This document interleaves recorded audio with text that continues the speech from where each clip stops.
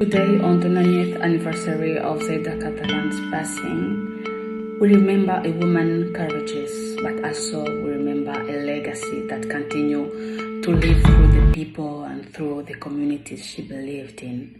As the first recipient of Zaida Catalan Fellowship in Democratic Republic of Congo, her story deeply shaped my journey. Zaida stood for truth, for justice, and for dignity of those whose voices are too often unheard. And her courage reminds us that real change requires conviction, empathy, and solidarity. So in her memory, we co-created Zaida Catalan Club for peace and security. That is a space where young people, especially young women, can rise as leaders, speak out for justice, and work for a more peaceful and equitable world. 9 years have passed, and yet our spirit continues to guide our action. Every step we take for justice, every voice we uplift carries a piece of her vision. And today we honor Zaida Catalan not only by remembering her, but also by continuing the work she gave her life for. Today marks the 9th anniversary of Zaida's tragic death.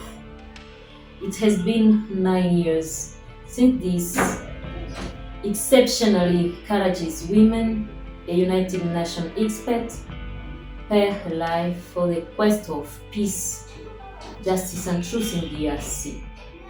Sadly, this commemoration resonates today with a particular pair. Just yesterday in Goma, the violence struck again. We mourned the murder of Karine Buisse, a UNICEF humanitarian worker. From Zaida 9 years ago to Karine yesterday, the blood of women continued to flow. The blood of women committed to peace, humanitarian work, and human rights continue to flow in our soil. To Karine's family and colleagues at UNICEF, we give our deep condolences. Your pain is ours. But we are not acting silent. We have the deep conviction you can assassinate a human rights defender, you can kill a humanitarian worker, but you can never assassinate their ideas. That's why I would like to talk to my colleague at Zaida Catalan Club for Peace. Every time you document human rights violation, every time you protect the most vulnerable faced insecurity or climate crisis, you keep Zaida alive, and today Karine alive. The 3025 resolution, it's not only a text on a paper, it's our shield. We know the reality, the insecurity is our daily reality, but the sacrifice of Karine and Zaida show us that life and truth like courageous. Let us continue to fight. Greetings. My name is Lady Mungala, a former FBA Zaida Catalan scholar. Today I pause to remember Zaida Catalan on the 9th anniversary of her passing. A courageous young peace builder who dedicated a life to justice, peace, and human rights. A commitment to truth and accountability continues to inspire many of us working in some of the world's most challenging contexts.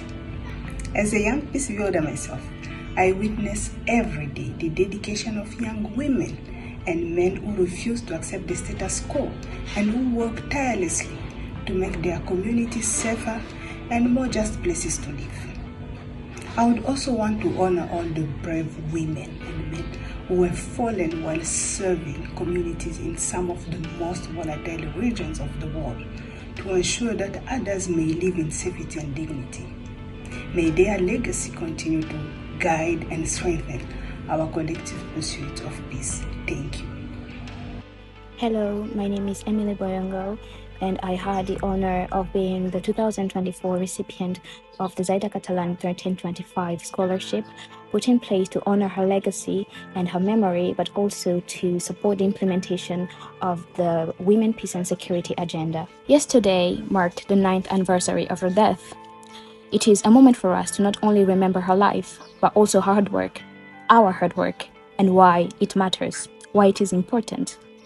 Her commitment should continuously remind all of us that the struggle for women's rights and peace is not abstract, but it is real, it is urgent, and requires all of us to put in effort, to work hard, and to stay committed. Today, I continue my work of advocating for women's rights and empowering them in the Kasai, the very region where she was assassinated. To me, it is another way of honoring her memory. This fight is not one that can be fought alone, so let's continue to work together. And please, stay safe. Hi, my name is Esther Mpalama-Busuri, the 2026 Zaida Catalan Fellowship in DRC.